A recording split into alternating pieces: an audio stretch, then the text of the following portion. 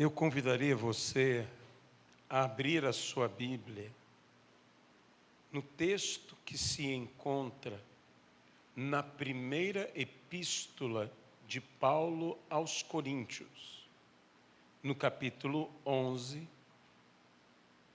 e no versículo 23. Primeira epístola de Paulo aos Coríntios, capítulo 11 e versículo 23. Porque eu recebi do Senhor o que também lhes entreguei, que o Senhor Jesus, na noite em que foi traído, pegou um pão e, tendo dado graças, o partiu e disse: isto é o meu corpo, que é dado por vocês. Façam isto em memória de mim. Do mesmo modo, depois da ceia, pegou também o cálice, dizendo: este cálice é a nova aliança no meu sangue. Façam isto todas as vezes que o beberem, em memória de mim. Amado e querido Deus, abençoa-nos aqui, para que possamos transmitir a Tua palavra segundo a Tua vontade. Fala aos nossos entendimentos e aos nossos corações, pelo poder do nome que está acima de todo o nome, pelo poder do nome de Jesus Cristo, o autor e consumador da nossa fé. Amém e amém. Porque eu recebi do Senhor o que também vos entreguei. É interessante essa expressão e é tão profundo o princípio bíblico que Paulo aqui fala.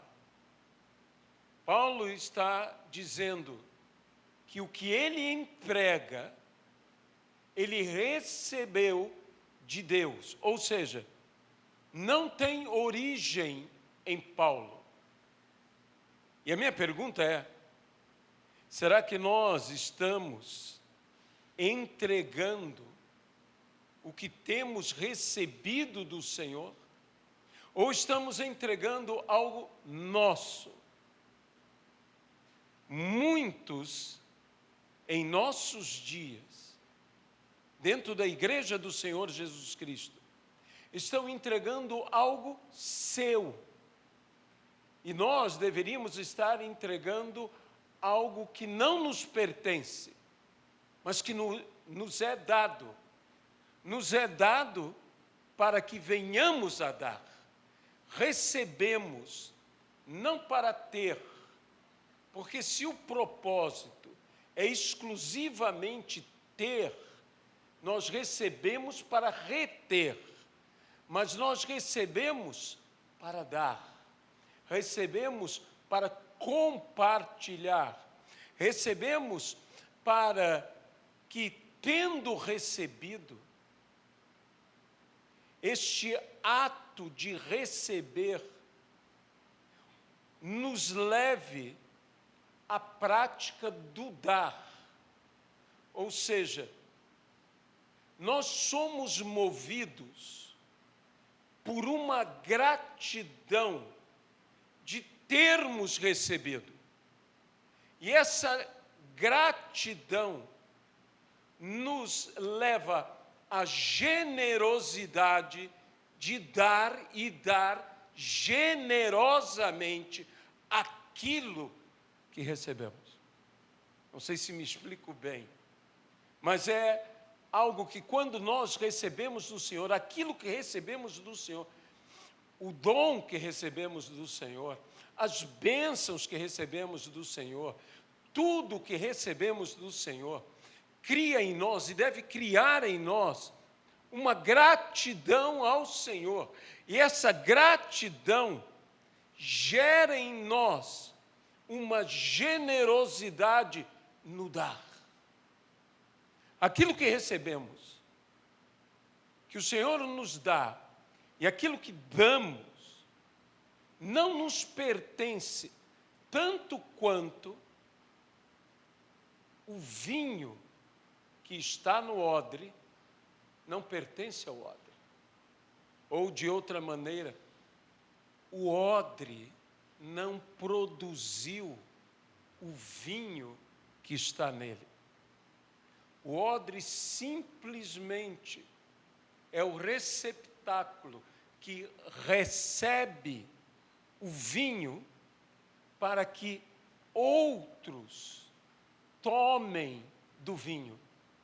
O odre leva, carrega, e mesmo dentro do odre, o vinho matura ou amadurece. O vinho se torna melhor vinho, para que não o odre usufrua do vinho, mas outros possam beber do vinho.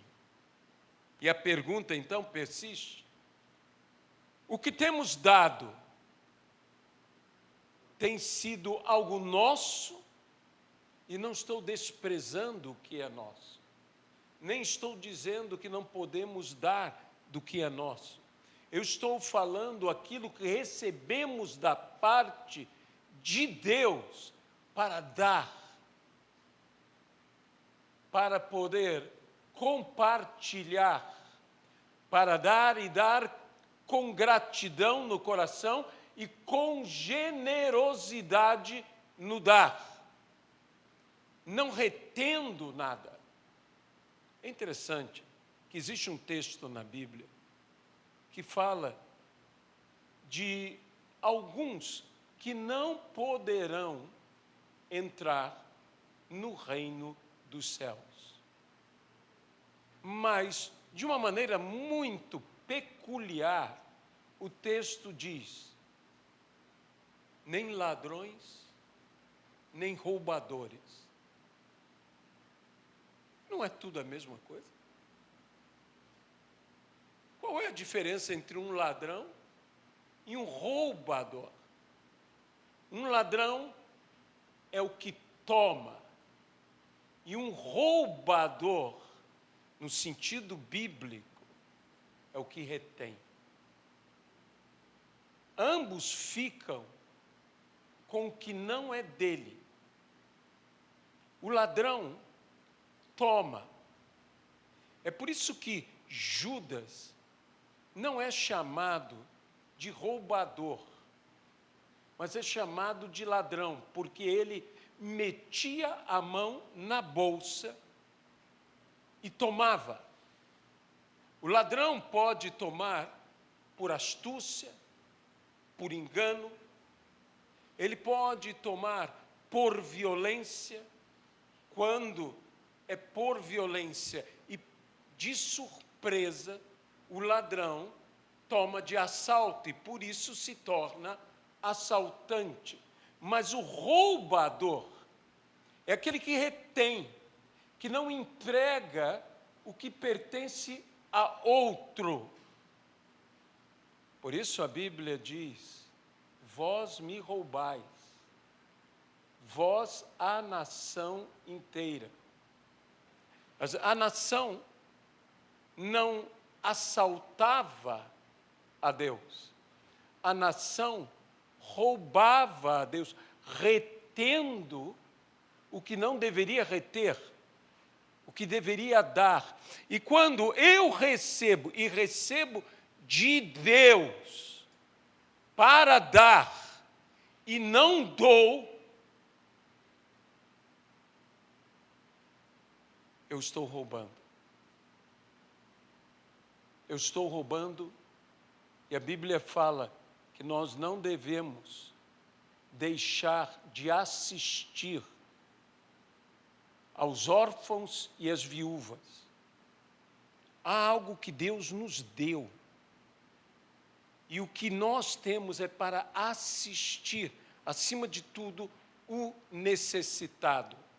Embora esse não seja o tema que aqui se fala, mas isto é algo que todos nós devemos ter no nosso coração, que nós devemos ser bons, e por sermos bons, temos que ser bondosos. Sabe, ser bom não é simplesmente uma escolha, é um dever em nossa vida se queremos testemunhar de fato a Jesus Cristo.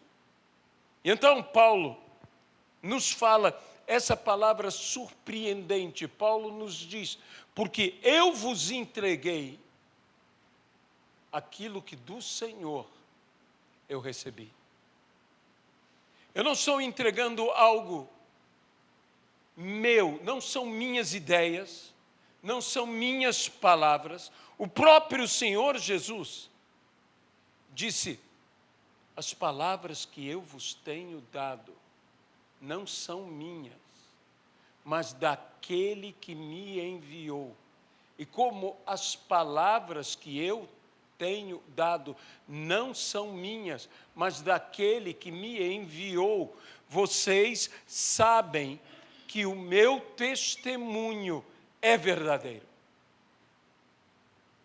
Nós que dizemos que somos testemunhas do Senhor, que recebemos o Espírito Santo para sermos testemunhas do Senhor, estamos recebendo algo que não é nosso, e nós não temos o direito, porque isso não é nosso, de reter de forma alguma.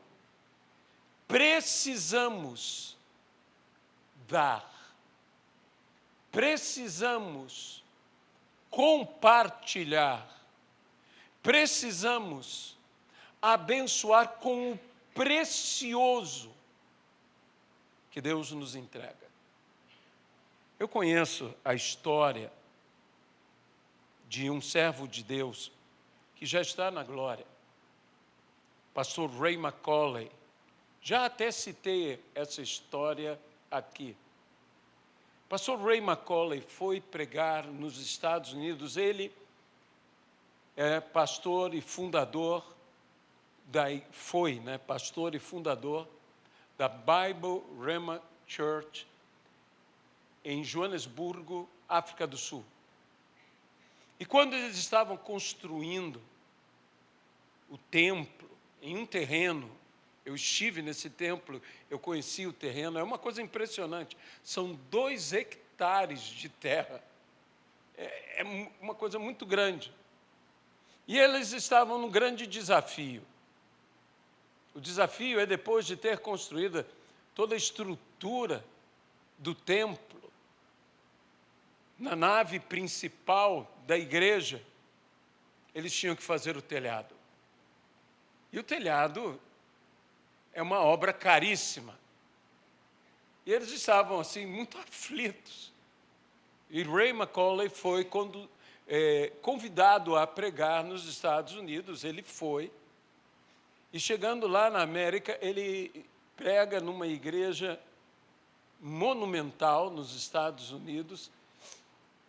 E essa igreja riquíssima lhe dá uma oferta. Quando ele termina de pregar, lhe dá uma oferta. A oferta era um cheque de $1 milhão. Eu não sei por que eu não ganho essas ofertas. $1 milhão. Uma coisa assim, louca. Ele está voltando para a África do Sul, olhando o cheque e dizendo: Deus, nós vamos construir o telhado. Nós agora temos dinheiro. E ele ouve claramente Deus falar com ele: quem disse que esse dinheiro é teu. Ray McColley começou a querer repreender o diabo. Ele disse, não é possível, não pode ser Deus que está falando comigo. Ele disse, não, você vai tomar esse dinheiro e vai levar esse dinheiro para um homem que está na cidade do Cabo orando. E ele precisa de $1 milhão. Foi uma luta a viagem inteira. Não podendo negar que era Deus que estava falando com ele, ele nem contou para a igreja que tinha ganhado $1 milhão. Ele chegou e imediatamente foi à cidade do Cabo. E chegando na cidade do Cabo, ele procura por essa pessoa. Ele chega a uma pequena igreja com algumas pessoas. E lá, ele disse, onde está o pastor que está orando? Ele disse, ele está lá nos fundos, orando. E quando ele chega lá, o homem estava de joelhos, orando e de costas para a porta por onde estava entrando Ray McColley. O homem não o viu. E ele disse, Senhor, o Senhor sabe que eu preciso de $1 milhão. Senhor, por favor, me dê $1 milhão. Ray McColley vira para o homem e o chama, dizendo, pare de orar, pare de pedir isto a Deus. E o homem fica um pouco perplexo e até indignado, dizendo, como pare de orar? Quem é você? E Ray McColley disse, pare de orar, porque Deus já te atendeu. Aqui está $1 milhão. O cheque endossado foi para ele. Esse homem era Reinhard Bunk. E que bênção quando Reinhard Bunk foi à Alemanha e comprou o equipamento para fazer as suas cruzadas. Ali se iniciava a visão de Reinhard Bunk, que era do Cabo ao Cairo, pregando em todas as partes. Porque Deus encontrou um homem que não recebia apenas para ter, que recebia para dar. Então, o que ele literalmente recebeu do Senhor, monetariamente, ele entregou. E assim, ele depois testemunhou, nunca mais eles tiveram necessidade de coisa alguma. Eles pagaram tudo. Eles construíram tudo. Eu estive neste complexo, nesta igreja extraordinária, com mais de 10 mil assentos. Uma coisa impressionante, um mar de gente, tendo ginásios para prática esportiva, tendo restaurantes para o povo, jardins, estacionamento, escola, tudo o que você pode imaginar. Por quê? Dai e dar-se-vos-á. Boa medida, sacudida, recalcada, e ainda se acrescentará. Quando nós somos destes que recebem do Senhor e entregam da parte do Senhor, quando nós temos a generosidade de dar o que recebemos, sabe o que acontecerá? Receberemos mais. E eu não estou falando de dar simplesmente recursos financeiros, não deixando de falar de darmos recursos financeiros, de abençoarmos, de ajudarmos, de socorrermos. Mas a Bíblia diz: está alguém com fome? Dê comida. Está alguém com sede? Dê água para ele. Alguém tem frio? A Bíblia até mesmo diz que nós devemos o quê? Agasalhá-lo. E diz: não seja hipócrita, não ore, diz Tiago, que o Senhor te aqueça, que o Senhor te alimente. Não, vamos nós mesmos aquecer e alimentar. É assim que nós devemos ser, sabe? Me preocupa um pouco que a igreja esteja perdendo a generosidade do dar. Você sabe que na história da igreja, o início da igreja, a igreja esteve debaixo de uma severa perseguição que causou o martírio de inúmeras pessoas. A perseguição do Estado romano. Roma, o Império Romano da antiguidade, os Césares, perseguiam a igreja, queriam sufocar de qualquer maneira o movimento da igreja. A igreja crescia, apesar de tudo. E houve uma peste que tomou conta do Império Romano, que não sabemos ao certo qual era a enfermidade, a doença que avassalou todo o império. E sabe quem ajudou os pobres e os necessitados? A igreja cristã. E depois disso, foi o maior crescimento da igreja. Porque, meus irmãos, atos falam mais alto que palavras. Atitudes são mais eloquentes que oradores.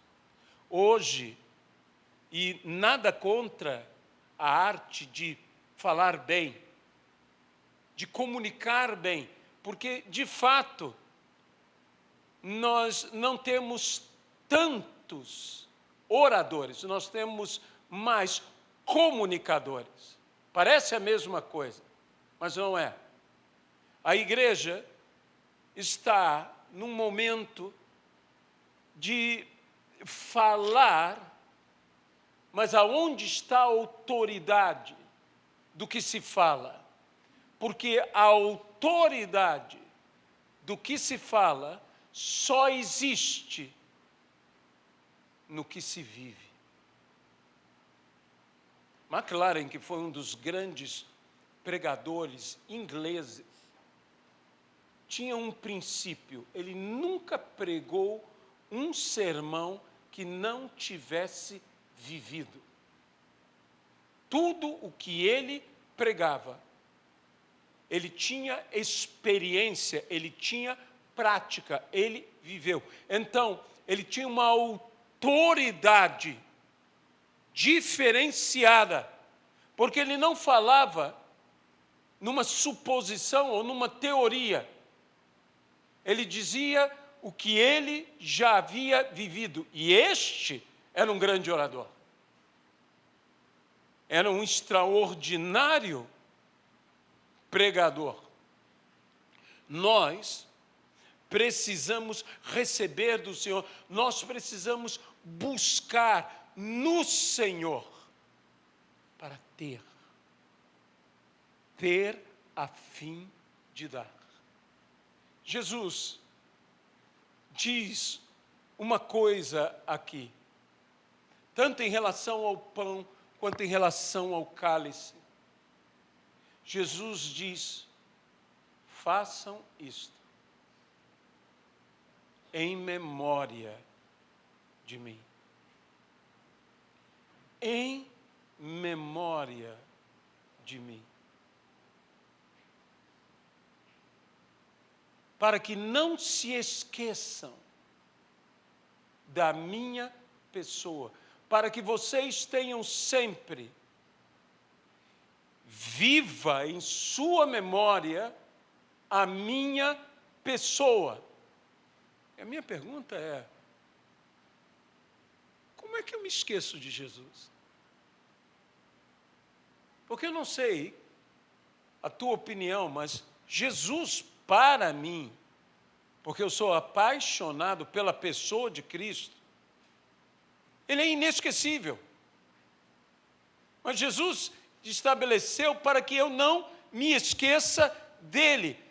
Quando é que eu me esqueço de Jesus? Como eu posso me esquecer de Jesus? Mas eu esqueço. Quando eu me esqueço das pessoas. Jesus disse que Ele se voltará para os que estiverem à sua esquerda, porque as ovelhas serão colocadas à direita e os bodes à esquerda.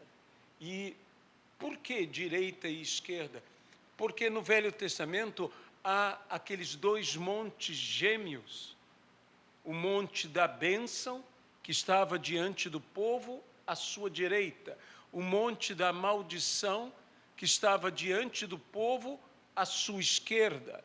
E pela obediência, eles viveriam as bênçãos que estavam sendo proclamadas à sua direita.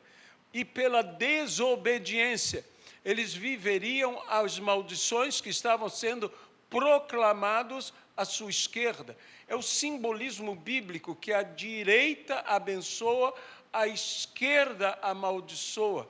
Tanto que no passado bíblico, a mão que abençoava era a mão direita, a mão que amaldiçoava era a mão esquerda. E quando os sacerdotes iam abençoar o povo, dizem que eles colocavam a mão direita sobre a mão esquerda e levantavam as duas mãos. Nós pensamos que é assim, né? As duas mãos levantadas, mas era uma mão sobre a outra, dizendo: a bênção sobrepuja a maldição. Então é por isso que diz a direita e a esquerda, não é por outro motivo. E então o Senhor dirá àqueles que estiverem à sua esquerda: eu tive sede e não me destes de beber. Eu tive fome e não me destes de comer. Eu estava nu e vocês não me vestiram. Eu estava enfermo e vocês não me visitaram. Eu estava preso e vocês não foram me ver. Eu era forasteiro e vocês não me acolheram.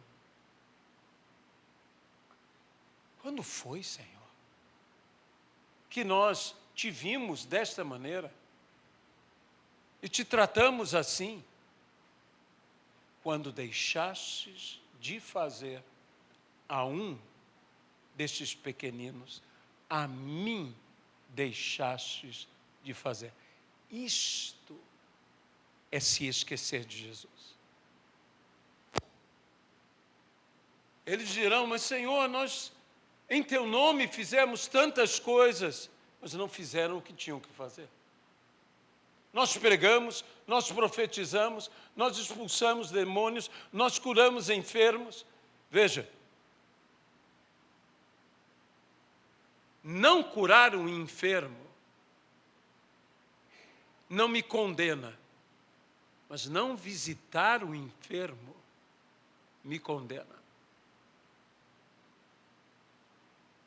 Porque não curar o enfermo, há muitos motivos, mas não visitar é desprezar o enfermo.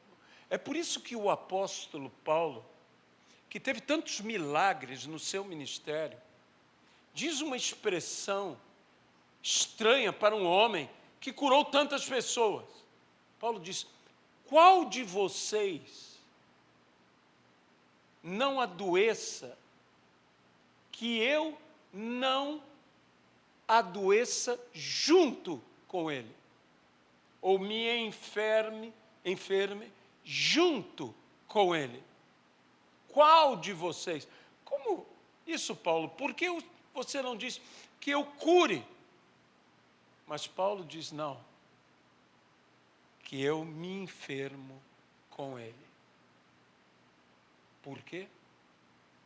Porque nós temos que carregar os fardos um dos outros. Temos que participar do que os outros vivem. Temos que rir com os que riem, mas também temos que chorar com os que choram. Suportando uns aos outros e carregando o fardo um dos outros. Nós não podemos nos esquecer de Jesus.